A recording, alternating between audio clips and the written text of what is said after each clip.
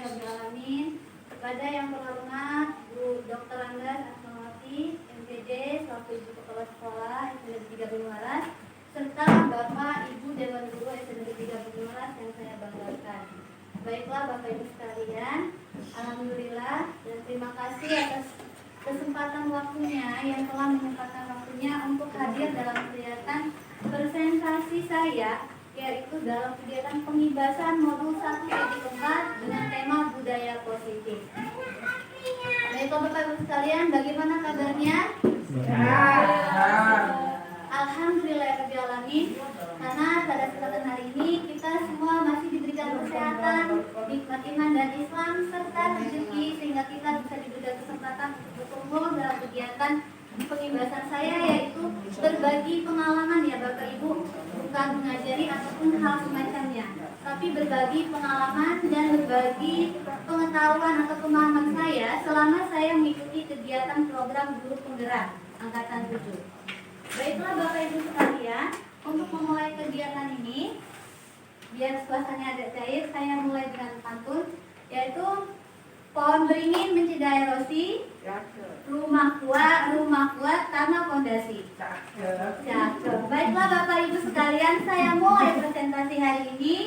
Semoga yang saya sampaikan membawa esensi. Baiklah Bapak Ibu sekalian, ini judulnya budaya positif. Pasti Bapak Ibu sekalian bertanya, apa makna dari budaya positif? Apa contoh budaya positif yang sudah kita terapkan? Bapak Ibu sekalian, budaya positif adalah nilai-nilai dan kebiasaan-kebiasaan di sekolah yang berpihak pada murid atau agar mereka berkembang sesuai dengan pribadinya yang kritis, penuh hormat dan bertanggung jawab. Bagaimana penerapannya? Sebenarnya penerapannya budaya positif kita sudah sering melakukan, cuman terkadang kita belum menyadari kalau itu budaya positif. Contoh sehari-hari adalah kegiatan kita yaitu salam, tegur, sapa, salam sopan dan santun yang setiap hari kita lakukan dengan murid kita atau peserta didik kita, itu adalah contoh budaya positif. Ya, maka pertama-tama adalah budaya positif itu adalah sekolah menyediakan lingkungan belajar yang positif, aman, nyaman, agar murid mampu berpikir, bertindak, dan belajar sesuai dengan bakat minatnya tanpa paksaan, yaitu keinginan belajar dari motivasi dalam diri anak tersebut. Kemudian kita akan mengenal lagi budaya positif. Unsur utama budaya positif adalah disiplin diri. Maksudnya di sini kebanyakan orang menghubungkan disiplin diri itu dengan peraturan, tata tertib, dan hukuman. Padahal itu adalah hal yang sangat berbeda. Karena dengan belajar disiplin diri di sini adalah tidak harus dengan memberikan hukuman kepada anak. Justru kalau bisa hukuman itu kita hindari. Atau alternatif terakhir kalau mungkin, tapi kalau bisa jangan diterapkan. Kemudian dengan kata lain, seorang yang memiliki disiplin diri berarti mereka bisa memiliki tanggung jawab terhadap apa yang dia lakukan, dan mereka tahu yang mereka lakukan itu berdasarkan nilai-nilai kebajikan universal. Jadi di sini Bapak Ibu sekalian, kita selaku peserta didik diharapkan bisa memotivasi anak didik kita untuk memiliki disiplin diri, namun hal itu bukan dari unsur luar atau eksternal, tapi dari internal anak. Bagaimana caranya? Nah, kita akan ulas kembali di sini. Siswa yang memiliki motivasi intrinsik akan melakukan sesuatu itu bukan mengharapkan imbalan, bukan mengharapkan penghargaan, atau dia melakukan kebaikan atau disiplin bukan menghindari hukuman. Tetapi di sini kita tekankan atau memotivasi anak bahwa saya melakukan ini karena memang nilai itu bagus untuk saya. Karena nilai itu akan saya terapkan untuk saya akan menjadi seorang seperti apa di hari kemudian. Kurang lebih seperti ini. Jika murid-murid kita belum memiliki motivasi intrinsik, mungkin di sini Bapak kalian juga berpikir, apa mungkin saya bisa menerapkan hal seperti itu, memotivasi anak didik saya? Apa mungkin anak didik saya belajar dari kesadaran mereka? Nah, hal itu mungkin sangat sulit, namun hal itu bukan berarti tidak bisa ya Bapak Ibu. Nah, jadi motivasi yang pertama yang bisa kita lakukan adalah pertama-tama kita dalam kelas adalah membuat kesepakatan kelas. Hal kecil ya. Membuat kesepakatan kelas di sini mungkin berisi nilai-nilai keyakinan di kelas kita yang harus kita taati oleh peserta didik kita. Kesepakatan itu dibuat berdasarkan inspirasi anak didik kita juga, bukan dari gurunya saja. Nah, kemudian sebelum itu juga untuk bisa memberikan kesepakatan atau contoh yang baik, tentu disiplin juga harus dimulai oleh guru itu sendiri. Nah, di sini adalah posisi guru yaitu di kontrol terhadap peserta didiknya. Ada 5 kontrol posisi guru. Yang pertama tadi sudah dijelaskan juga, yaitu posisi penghukum. Kedua, posisi pembuat merasa bersalah. Yang ketiga, posisi teman. Yang keempat, posisi pemantau. Yang kelima, posisi manajer. Tentu Bapak Ibu sekalian bingung apa sih posisi kontrol, manajer, pembuat masalah yang saya sebutkan tadi. Nah, untuk lebih jelas kita akan lihat di video berikut ini. Salam bahagia Ibu dan Bapak guru hebat. Dalam penerapan disiplin positif restitusi, salah satu program yang dikembangkan adalah 5 posisi kontrol. 5 posisi kontrol dalam restitusi adalah proses perjalanan seorang pendidik agar dapat mengenali dirinya. Pada video kali ini, kita akan membahas tentang 5 posisi kontrol yang digunakan oleh Diane Dawson dan contoh penerapannya.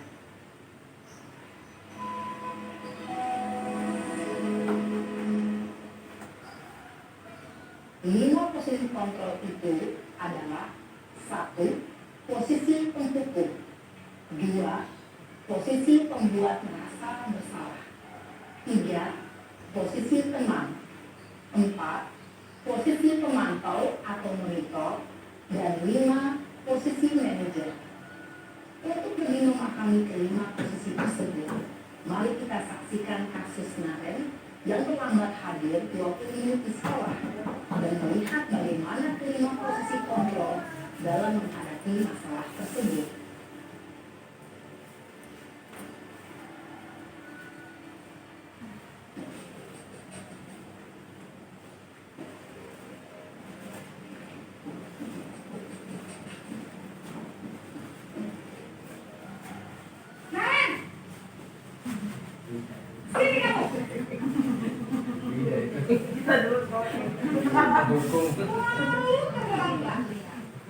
Kamu deh, pasti terlambat.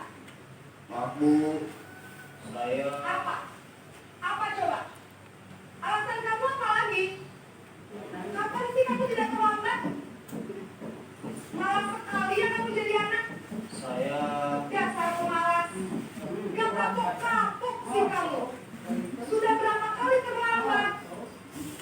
Sana, kamu keliling lapangan basket 2 kali. kenapa saya harus ke lapangan basket Bu? Kalian pulang. Kenapa? Kamu melawan ibu. Berani-beraninya jawab. Sudah terlambat, masih berani jawab pula. Arang, keliling lapangan basket 5 kali sekalian. Pergi sana ke lapangan basket. Berapa kali? 5 kali, tadi 2 kali. Posisi penghukum biasanya berbicara dengan nada tinggi, menghardik, menunjuk-nunjuk, menyakiti, dan menyindir. Hukuman bisa berupa fisik maupun psikis. Ibu dan Bapak guru hebat, dampak yang terjadi pada murid ketika guru berada pada posisi penghukum adalah murid cenderung akan memberontak, bahkan menyimpan dendam. Naren,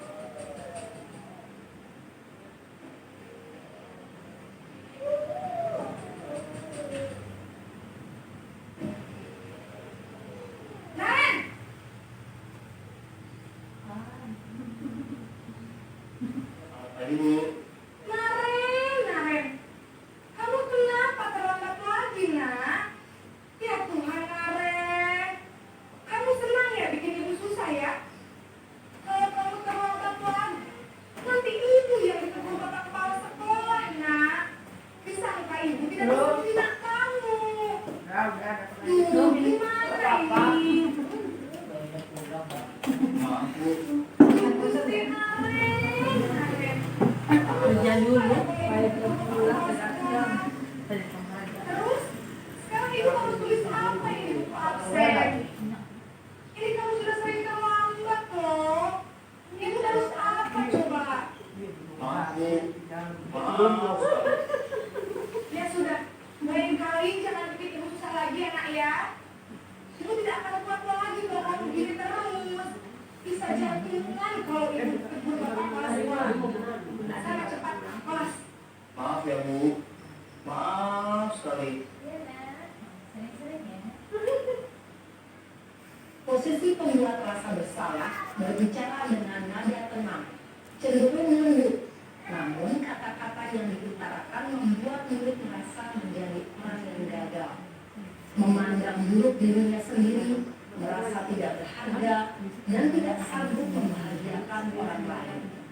Ketika guru mengambil posisi pembuat rasa bersalah, murid akan menganggap dirinya yang bersalah dan ia akan menyimpan emosi negatif tersebut di dalam dirinya.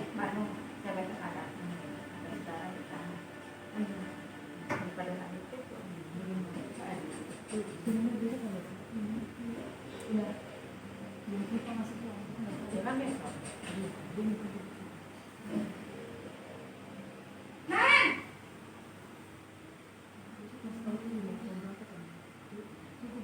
Selamat pagi Bu. Wah, sudah jam berapa ini nak? Selamat pagi ya sayang. Iya Bu, habis ketemu saya, rumah bangunkan saya Bu. Kamu malah nyampe kamu. Kamu bukannya anak yang paling kejam. Kok terlambat sih? Iya Bu, saya memang selamat bangun tadi. Jadi biarpun saya lancar, tetap nggak kejar Bu. Ya sudah sana. Nanti lain kali larinya lebih kenceng lagi ya. Biar gak terlambat lagi. Bikin senang ibu. Demi ibu. Bisa kan? Bisa lah Bu. Ya sudah sana masuk kelas. Ibu beresin urusan absen kamu. Kamu ini ada-ada saja. Dalam posisi teman, guru berbicara dengan nada suara ramah, akrab, cenderung bersenda gurau untuk menjaga suasana tetap santai. Murid akan merasa senang, aman, dan akrab dengan guru. Identitas yang tercipta adalah identitas sukses atau berhasil. Namun, perlu diingat, karena ini masih dorongan eksternal, maka ada faktor ketergantungan dari murid kepada orang tertentu. Di sini, guru absennya, sehingga di lain waktu, murid bisa berperilaku baik, namun hanya kepada orang-orang tertentu saja.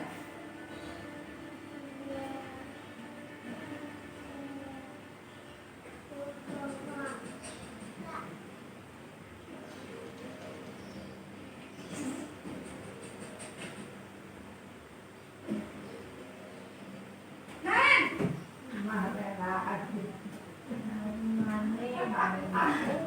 Pagi Bu.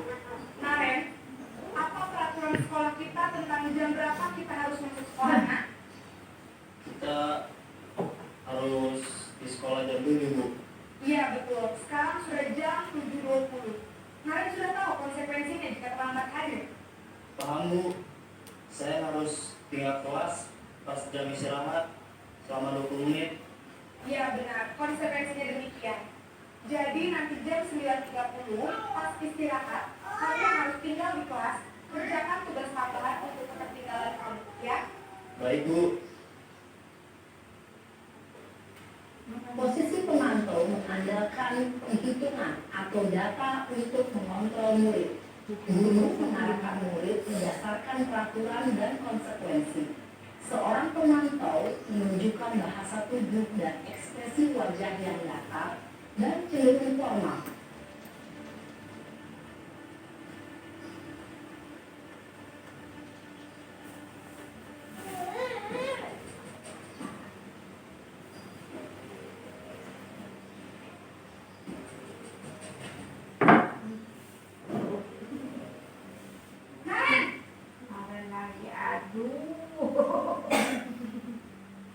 Selamat pagi Bu.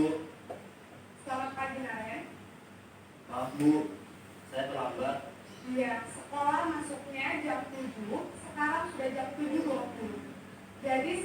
bagaimana ini Naren?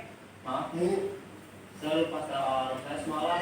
Baiklah, menurut kamu, keyakinan sekolah yang mana yang perlu kamu tingkatkan? Menghargai diri sendiri dan orang lain mungkin ya Bu. Setuju. Jadi, apakah Naren meyakini prinsip saling menghormati tersebut? Iya Bu, saya meyakininya.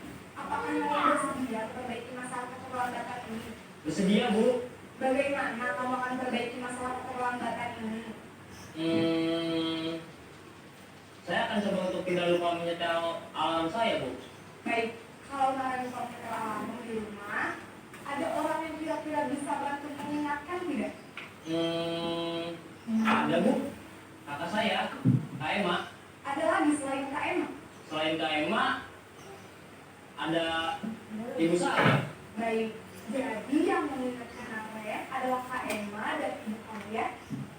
Kira-kira akan mulai set alarm kapan nih Naren? Setelah pulang sekolah, akan segera saya lakukan.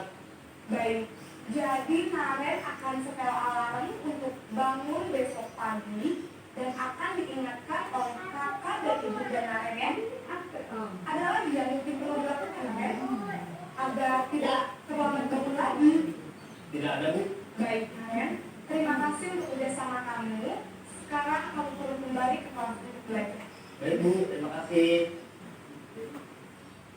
Posisi manajer adalah posisi kontrol yang disarankan untuk membimbing murid memiliki sikap disiplin yang positif, yaitu murid yang mandiri, bertanggung jawab, dan dapat memecahkan masalah. Tujuan dari posisi ini adalah agar murid dapat berefleksi atas tindakannya. Guru akan dengan tulus memberikan pertanyaan-pertanyaan bermakna, sehingga membuat murid dapat belajar dari kesalahannya dan mencari sebuah solusi untuk menyelesaikannya. Ibu dan Bapak guru hebat, setelah mengamati adegan kelima posisi kontrol tadi, kira-kira posisi mana yang paling ideal? Posisi mana yang dapat menunjang motivasi intrinsik murid? Ya, tentu posisi manajer. Posisi ini memang posisi ideal yang ingin dituju setiap pendidik. Pada posisi inilah, guru dapat menerapkan disiplin positif dan berpihak pada murid, yang memerdekakan murid. Perjalanan seorang pendidik tentunya tidak mudah untuk sampai pada posisi seorang manajer. Namun, tujuan kita pasti, yaitu menciptakan murid-murid yang mandiri, merdeka, dan bertanggung jawab.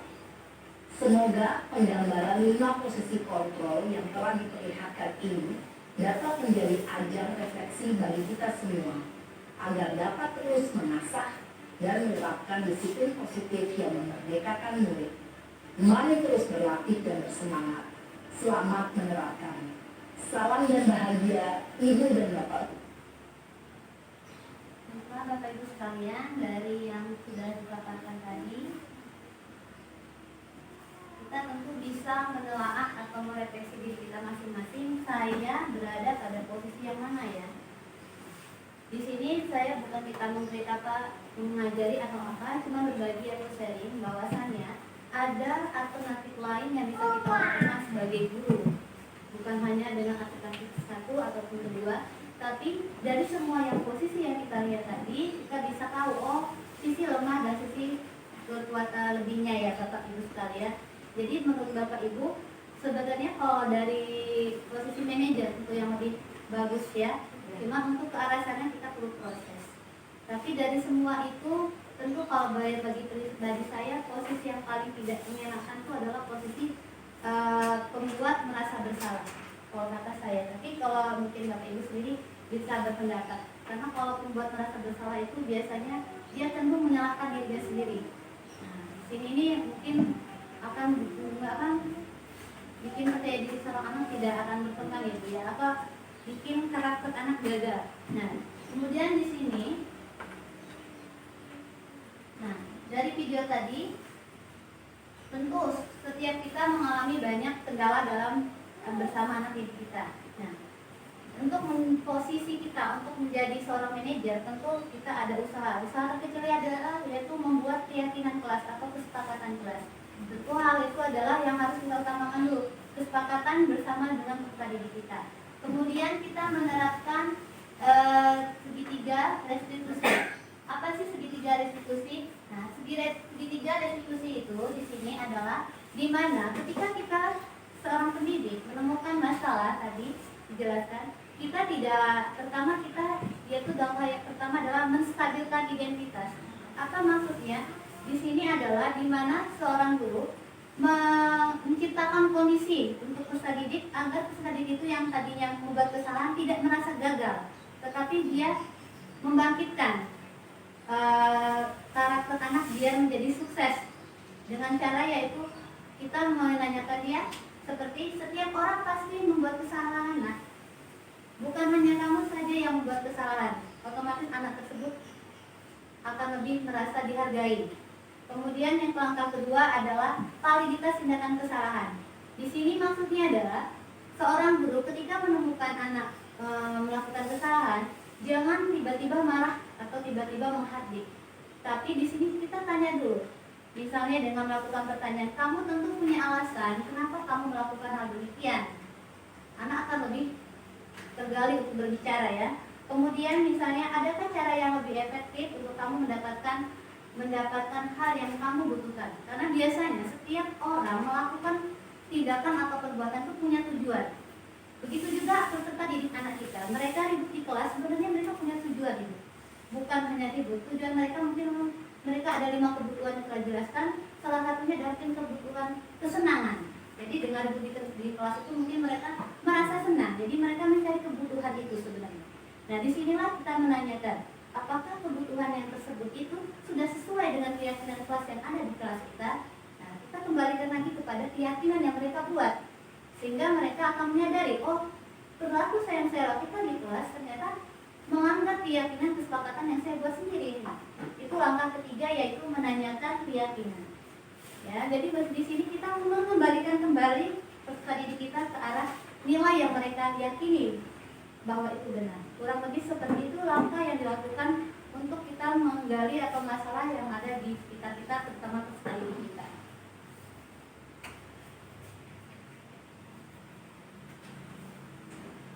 Sampai di sini kira-kira Bapak Ibu sekalian, apakah ada yang ingin memberikan masukan dari presentasi yang saya sampaikan?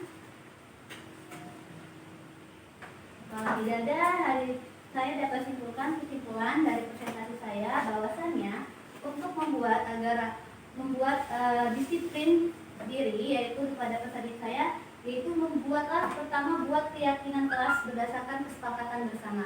Tentu kita sudah punya ya keyakinan kelas. Kemudian yang kedua, belajar untuk bisa memposisikan diri kita sebagai guru, yaitu di posisi manajer bagi murid-murid kita. Yang ketiga, yaitu ketika kita menemukan permasalahan dengan peserta didik kita, usahakanlah permasalahan itu diselesaikan dengan jalan segitiga restitusi yang saya jelaskan tadi, agar peserta didik itu bisa kembali kepada karakter yang baik, tidak karakter gagal. Nah, kurang lebih seperti itu Bapak Ibu sekalian. Presentasi yang saya sampaikan, semoga yang saya sampaikan tadi membawa manfaat bagi kita semua. Amin. Baiklah Bapak Ibu, untuk menutup kegiatan presentasi saya hari ini, tadi saya sudah mulai dengan pantun, saya akhiri juga dengan pantun. Bu Dina membawa bonsai, Cakep. lalu duduk makan stroberi. Cakep. Semua kegiatan presentasi saya Orang sudah dasar selesai. Mohon izin undur diri. Assalamualaikum warahmatullahi wabarakatuh. Waalaikumsalam.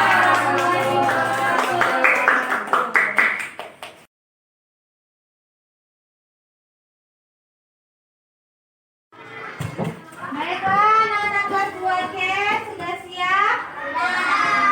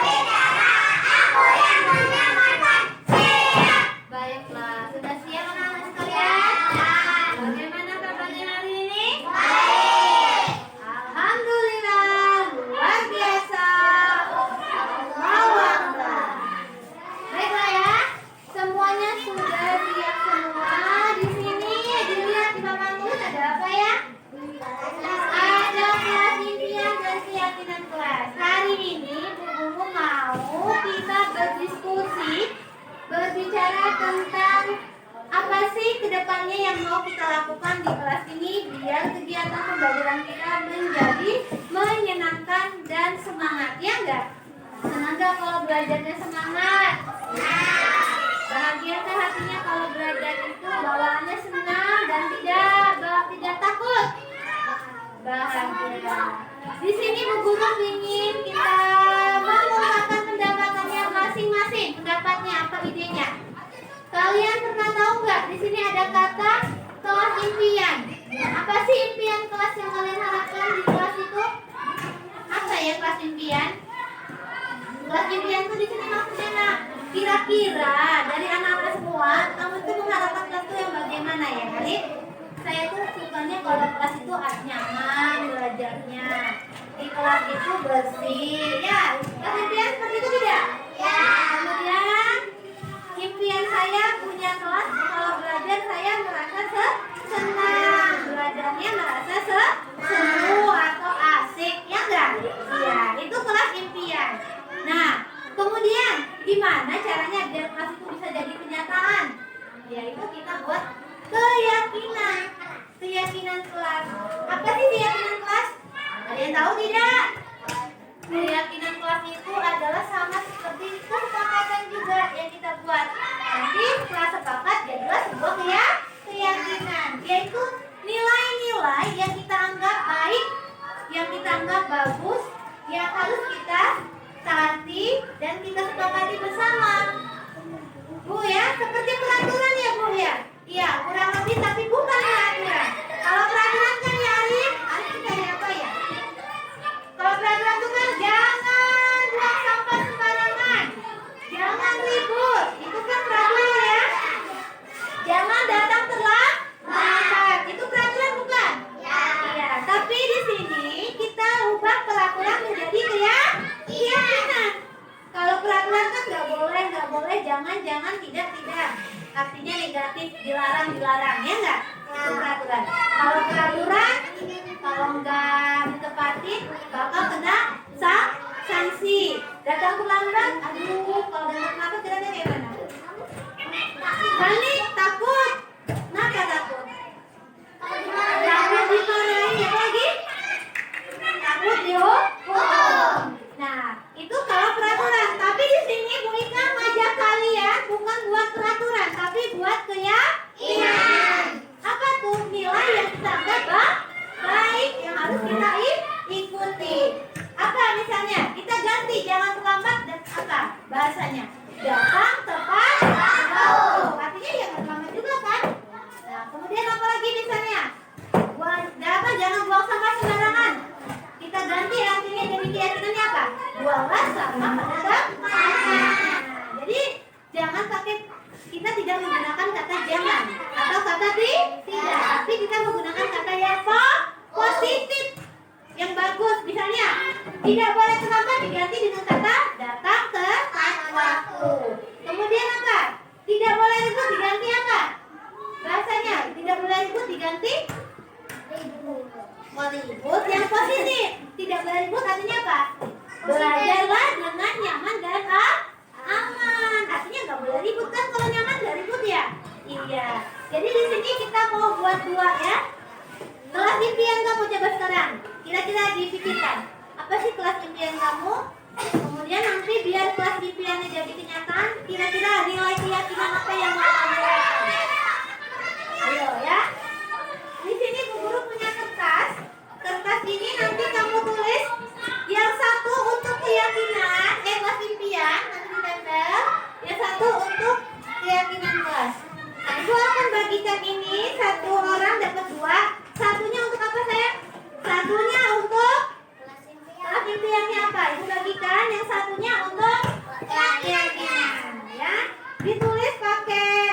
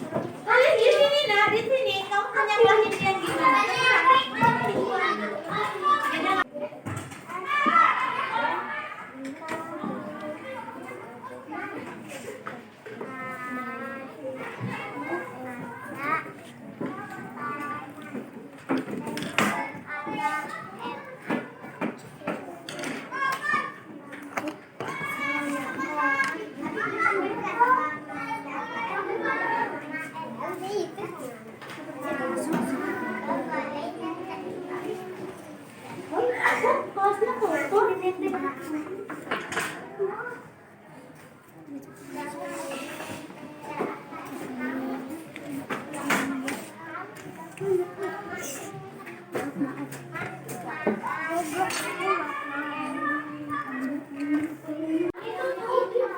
semua belum, Nak? Ya. Sekarang siapa yang mau tempelkan yang pertama kali? Ya, coba ya tempelkan dari Arneta. Tempelkan kelas impiannya apa? Keyakinan kelasnya apa? Ayo, Arneta. Kasih tahu Ibu. Tuh, tempelkan. Cepat Arneta. Kemudian ayo berikutnya tempelkan. Ini warna pink. Ya. Ya, sebelah sana warna kuning. Tempelkan. Ayo yang lain. Yuk kita mulai dari sana. Ayo. Ayo maju. Nanti kita baca. Nanti di sini.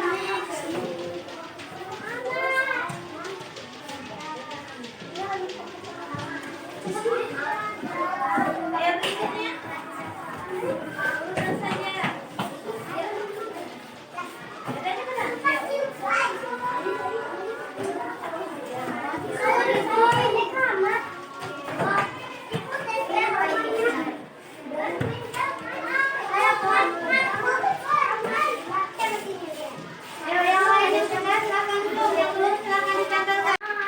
Di sebelah sini nak, nggak apa-apa nak tanda tangannya. Ya, ya. Yuk berikutnya boleh kita tanda tangan dulu. Artinya sudah kita setujui bersama ya. Ayo. Boleh namanya. Ayo maju, nggak apa-apa. Dia pakai pensil boleh. Cepat. Ayo tanda tangan. Nggak boleh berebut ya. Urut. Jangan berebutan. Farel. Di bawah ya nak, di bawahnya ya, di bawahnya. Oke, silahkan duduk Farel. Baiklah, anak-anak kelas 2C, kita sudah membahas kelas impian dan keyakinan kelas. Nah, jadi kelas impian itu ya, nanti kita akan coba sudah ditandatangani, sudah disepakati bersama, dan juga nilainya sudah kamu yang buat. Lalu sekarang tugas kita bersama adalah mengikuti peraturan yang sudah kita buat.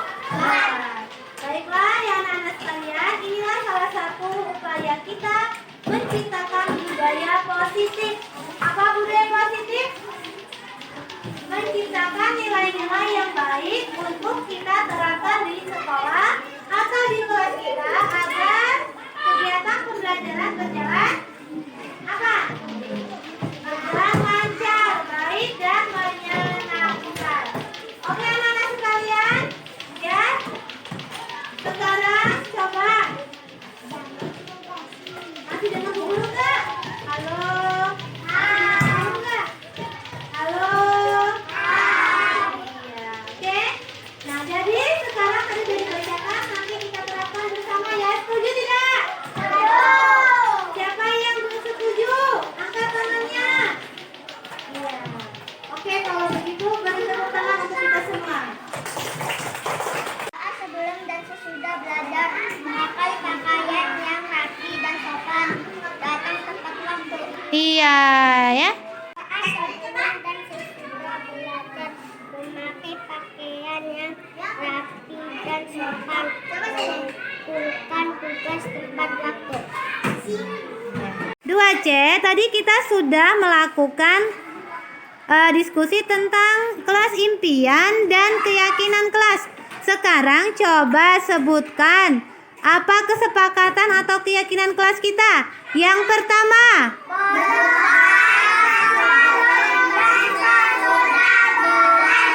kedua,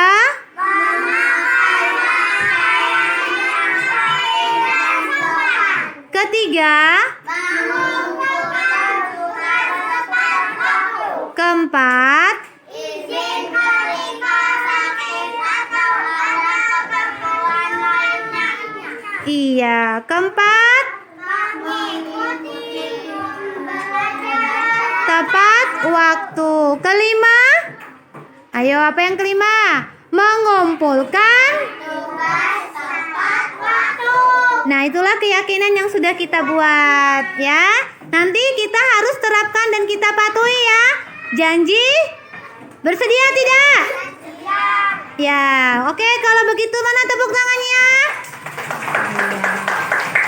Iya, terima kasih.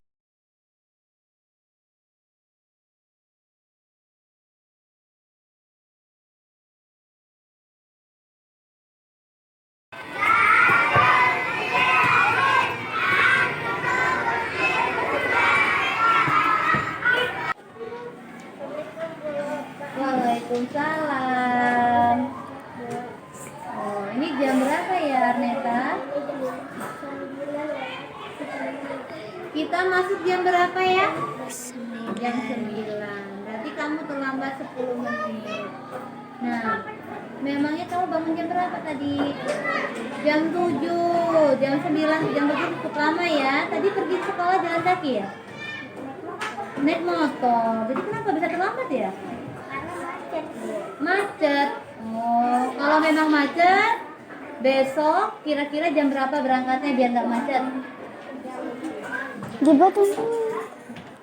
Mungkin jam 9 kurang, jam setengah 9 kali ya, biar pas jam 9 kamu masuk. Oke, sekarang ibu tanya lagi, kira-kira terlambat ini bagus gak sih? Enggak. Lalu kira-kira masih ingat nggak kesepakatan kelas kita apa? Apa itu? Iya, datang tepat waktu, artinya tidak boleh terlambat ya nak ya. Nah, besok kira-kira bagaimana solusinya kamu biar besok datangnya nggak terlambat ke sekolah? Iya, bangun lebih awal, kemudian kita kan jam 9 pakai motor pula, diantar sama kakeknya. Berangkatnya kalau masuk jam 9, setengah 9 udah jalan ya, biar nggak terlambat ke sekolah. Jadi kamu nanti jam setengah 9 udah berangkat ke sini ya. Nah, udah itu apalagi kira-kira. Nah, kemudian jangan pernah berangkat siang, jangan banyak main. Jadi pas kamu berangkat kamu emang udah benar-benar siap, jadi nggak pernah terlambat lagi, oke ya? Nah, sekarang kalau kamu disiplin tepat waktu, kira-kira baik nggak buat kamu? Kalau kamu datangnya tepat waktu, bagus nggak buat kamu, nah? Hah? Jawab yang benar dong. Guru kan lagi nanya sama kamu. Kira-kira bagus nggak kalau kita datang tepat waktu? Bagus. Nah, oke, besok diterapin ya. Kapan ya? Kira-kira kamu mau datang tepat waktu? Besok, benar? Sanggup? Sanggup. Oke, yang kuat, saya sanggup datang tepat waktu besok. Coba, bagaimana? Sanggup. Oke, kalau emang udah sanggup, besok Ibu lihat kalau kamu benar-benar datang tepat waktu ya. Ibu lihat aja. Oke, sekarang silakan duduk.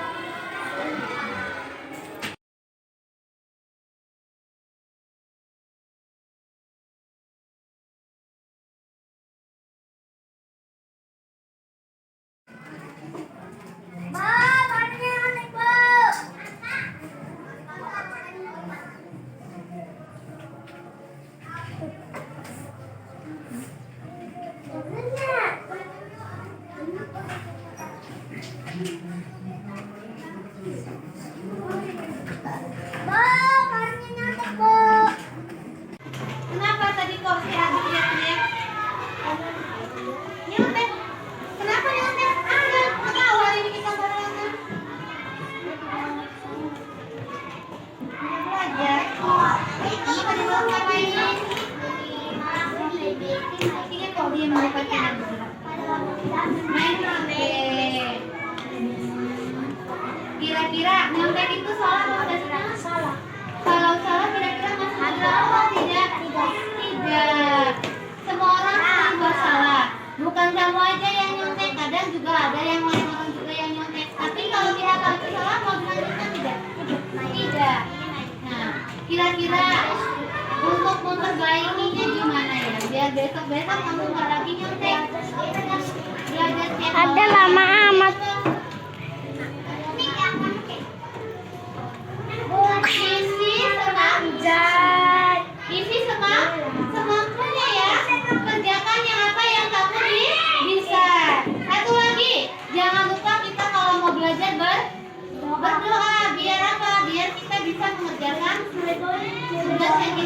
kan ya? Seperti itu mau kira. Itu. Kira-kira mau berubah nggak? Benar. Kapan sanggup berubahnya? Saat hari ini. Jadi kalau nanti pukul suruh duduk lagi, jangan diulangin lagi ya. Oke? Oke? Siap? Siap, mana kelasnya dulu? Silakan duduk kembali.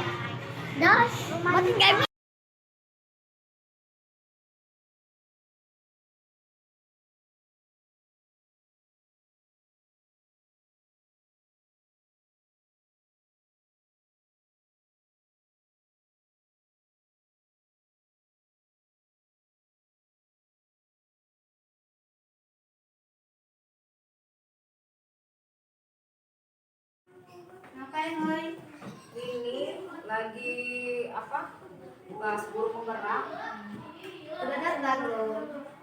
Udah kemarin malam. Aku sudah kirim. Kalau kamu udah kirim belum?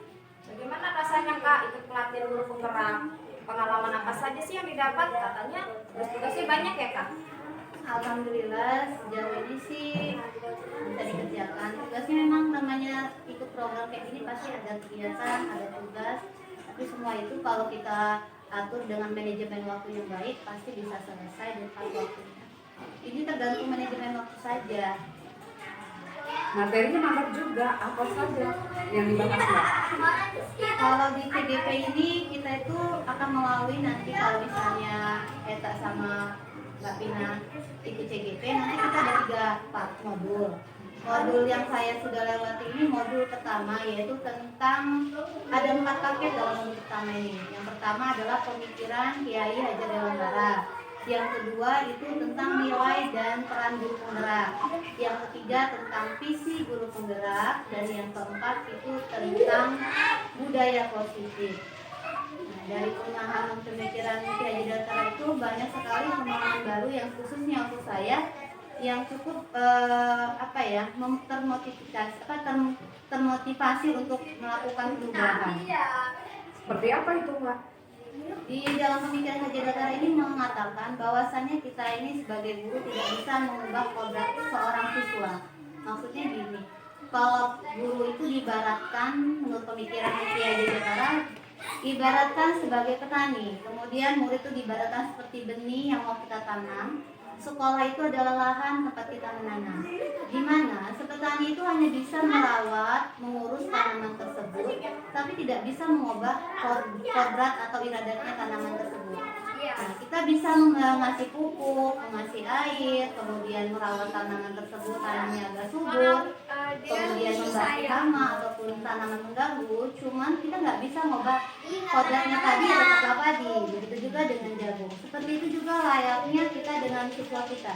Kita nggak bisa nyamakan satu siswa harus semuanya sama dengan siswa yang kita harapkan. Jadi biarlah mereka tumbuh sesuai dengan kemampuan yang masing-masing.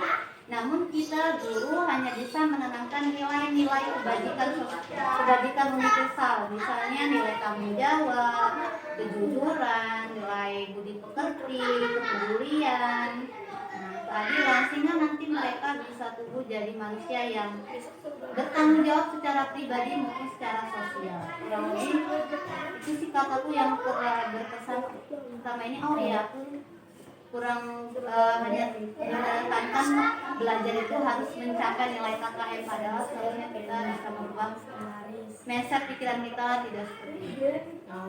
Terus bagaimana penerapannya di kelas? Kalau di kelas sebenarnya untuk menerapkan nilai-nilai universal itu adalah dengan pertama-tama kita buat keyakinan kelas dulu. Di mana keyakinan kelas ini adalah yang dibuat bersama-sama peserta didik. Apakah sama dengan peraturan kelas? Kalau yang saya pahami dari pembelajaran di program CGP ini, ternyata kita keliru kalau menyamakan peraturan sama dengan keyakinan. Peraturan pada dasarnya adalah sesuatu yang dibuat oleh guru sendiri, ya, satu pihak, yaitu guru di sini. Tidak melibatkan murid. Kemudian kalau peraturan itu lebih pada makna kata yang negatif, misalnya jangan buang sampah sembarangan, tidak boleh terlambat, tidak boleh ribut. Nah, itu kan negatif. Kalau keyakinan yang kita buat ini itu adalah kesepakatan bersama murid. Kita menanyakan pendapat murid, melibatkan murid untuk buat keyakinan, sehingga murid tuh berbicara apa sih yang mereka yakini, nilai apa yang bagus untuk mereka terapkan. Nah, dan itu kata-katanya pun bermakna baik ya, tidak mengajak, seperti datang tepat waktu, buang sampah di tempatnya, berdoa sebelum belajar. Nah, kurang lebih seperti itu. Jadi sangat berbeda kalau menurut yang saya pahami dengan peraturan dan keyakinan kelas itu berbeda. Terus apa gunanya kita buat keyakinan kelas? Guna buat keyakinan kelas itu sebenarnya keyakinan kelas itu berguna saat kita nanti menjadi acuan pedoman kita dalam kegiatan pembelajaran. Karena kan sehari-hari terkadang ada peserta didik yang secara tidak langsung melakukan kegiatan perbuatan yang tidak sesuai dengan yang kita harapkan. Nah, jadi kita itu bisa mengarahkan peserta didik, misalnya ketika mereka ribut dalam kelas, kita bisa mengarahkan, oh yang kamu lakukan ini sesuai tidak dengan keyakinan kelas kita. Jadi mereka itu bisa oh ya yang saya lakukan ini tidak baik, sehingga mereka bisa memperbaiki diri. Kita nggak perlu namanya, kalau yang saya pahami juga, kita mengajar, maksudnya ketika membuat siswa melakukan kesalahan, kita tidak bisa menerapkan namanya segitiga restitusi. Kurang lebih seperti itu. Jadi kita tidak akan tiba-tiba langsung marah ataupun menghardik tadi. Terus bagaimana caranya? Kalau yang saya pahami itu sebenarnya ada 5 posisi kontrol pada guru. Yang pertama itu adalah posisi penghukum. Posisi penghukum di sini mungkin kita sering menerapkan karena secara nggak langsung. Ketika kita menemukan masalah dengan peserta didik, misalnya peserta didik datang terlambat, nah, kita langsung menyelesaikan masalah dengan memberi hukuman. Hukuman itu bisa berupa fisik ataupun bisa berupa verbal. Nah, kadang hukuman itu sebenarnya dengan kata mengeluarkan kata-kata kamu lagi yang terlambat, kamu lagi yang selalu buat ulang. Ikutin mau saya, ikutin aturan saya, awas. Nah, itu kan kadang bahasa seperti itu sering kita keluarkan ya. Kita berpikir itu bisa mengatasi masalah, padahal sebenarnya itu efeknya cuma sebentar. Dan siswa biasanya efeknya lagi dia jadi dendam, nggak nurut, bahkan nanti dia membangkang. Nah, itu yang pertama, posisi menghukum itu sebenarnya kurang tepat. Kemudian yang kedua ada namanya dalam posisi guru itu posisi pembuat merasa bersalah. Dimana biasanya misalnya contoh kayak gini, ada murid kita datang terlambat gitu. Nah, kita itu bahasanya baik, lembut, namun cenderung menyalahkan si siswa. Kayak mana sih kamu nak? Tahu nggak gara-gara kamu ibu yang senang marah sama kepala sekolah? Kan tuh, jadi kita merasa bersalah. Tahu nggak kamu? Kalau misalnya bagaimana kalau ibu orang tua kamu tahu kamu berperilaku seperti ini, itu kan membuat siswa merasa bersalah. Sebenarnya efeknya sih kurang memotivasi ya. Siswa jadi cenderung tidak percaya diri. Solusi masalah juga nggak ketemu. Jadi kalau posisi pembuat merasa bersalah ini mungkin efek jeleknya seperti itu. Kemudian yang efek ketiga, posisi yang ketiga itu adalah posisi teman. Posisi teman ini misalnya kayak murid kita, atau dia ribut, atau dia datang terlambat. Kemudian kita sebagai teman gitu, kita nanyanya bahasanya baik, ya bahasa kawan. Oh, dari mana kamu? Kenapa kamu terlambat? Nanti jangan terlambat lagi ya, kan posisi seperti kawan. Ya sudah, tenang aja, nanti ibu bantuin. Itu sebenarnya kita juga pernah seperti itu. Cuman efek jeleknya bagi siswa itu ngandelin guru. Siswa itu nggak nyelesain masalah sendiri. Siswa itu cenderung ketergantungan dengan guru tersebut. Dikit-dikit dia minta tolong guru tersebut. Akhirnya kita tidak mendidik dan anak tidak tanggung jawab dengan kesalahannya. Kemudian kalau posisi yang keempat ini posisi pemantau. Posisi pemantau ini seperti kita ngawasin orang loh, memantau orang. Nah, kita biasalah kita kasih tahu, oh ini hukuman kamu, konsekuensi kamu kalau terlambat kamu harus kerjain ini. Kalau kamu nggak ini kamu harus ini. Itu biasanya dia mendidik murid itu berdasarkan aturan-aturan, tapi si peserta didik sendiri nggak tahu kayak mana sih kalau mau perbaiki dirinya. Itu kurang lebih itu kurang pas juga. Yang saya pelajari sih yang paling pasnya dan diharapkan kita bisa menerapkannya itu yaitu posisi manajer. Kalau posisi manajer itu seperti ini loh, Mbak. Posisi manajer itu gini, dia itu kalau ada siswa bermasalah, dia nggak langsung, dia menerapkan segitiga restitusi. Segitiga restitusi itu maksudnya pertama adalah menstabilkan identitas.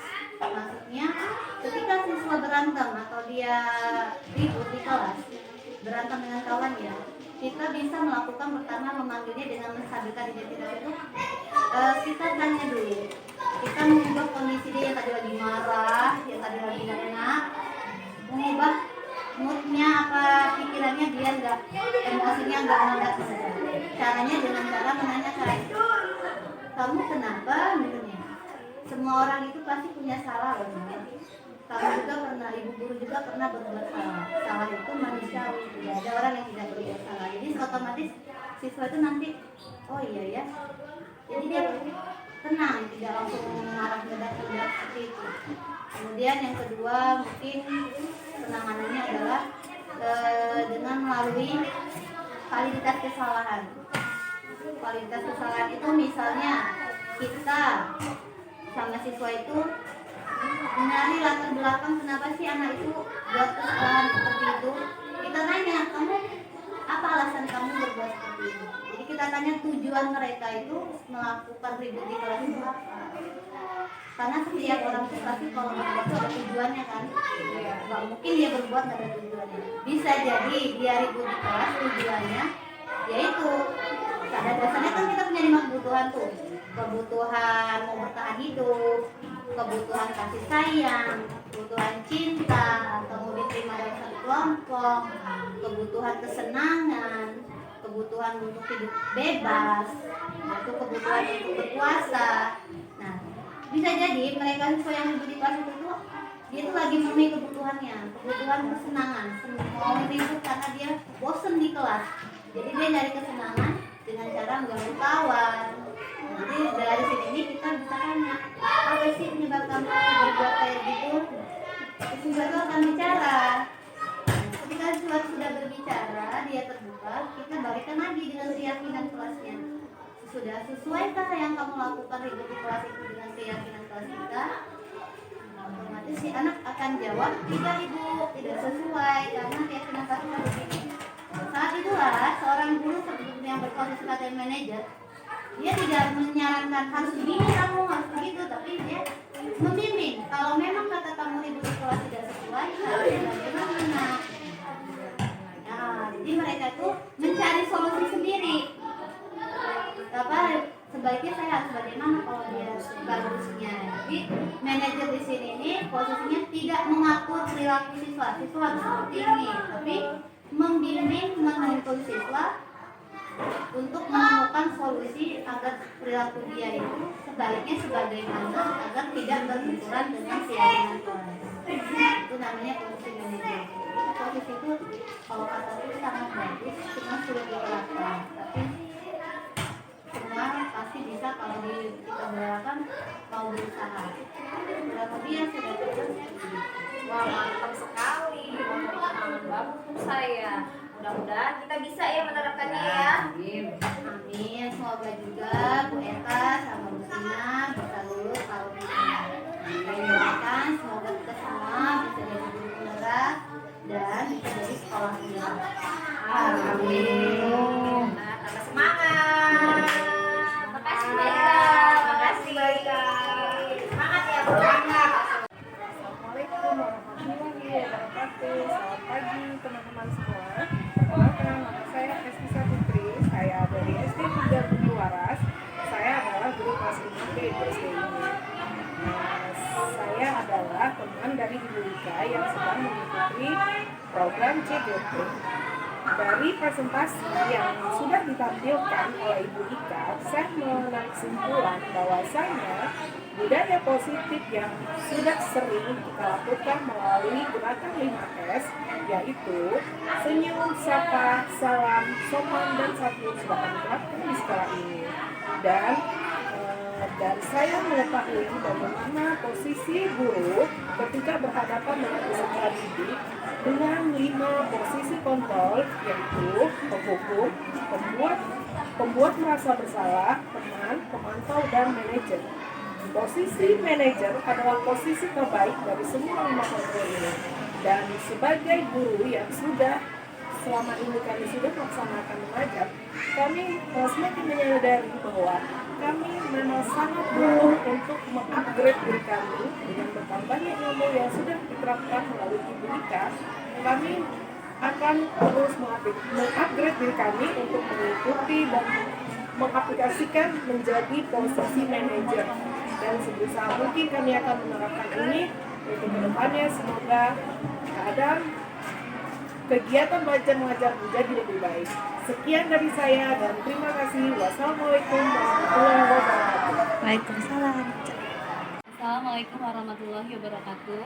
Perkenalkan, nama saya Yuli. Saya adalah salah satu teman Ibu Ika yang sedang mengikuti program calon guru penggerak.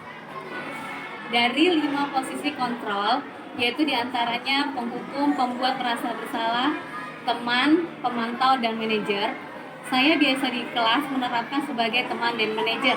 Mengapa? Karena saya mengajar kelas rendah. Kalau kelas rendah itu kan kita harus bisa mendidik anak itu tidak selalu antara murid dan guru, tetapi seperti teman atau seperti orang tuanya sendiri. Emang sisi positif dan negatif dari teman itu ada, tetapi saya biasa menerapkan teman dan manajer. Dari 5 posisi poin tersebut, semuanya baik, tapi akan lebih baik lagi jika kita kelas tinggi menerapkannya sebagai posisi manajer. Semoga kita sebagai guru bisa mengerjakannya dengan baik atau melaksanakan dengan baik. Terima kasih. Assalamualaikum warahmatullahi wabarakatuh. Perkenalkan, nama saya Nadia Amelia. Saya kelas 2C milik Bu Ika. Saya dan teman-teman hari ini kami berdiskusi tentang kelas impian dan membuat keyakinan kelas. Alhamdulillah, pendapat kami disetujui dan kami akan mematuhi keyakinan kelas tersebut. Terima kasih.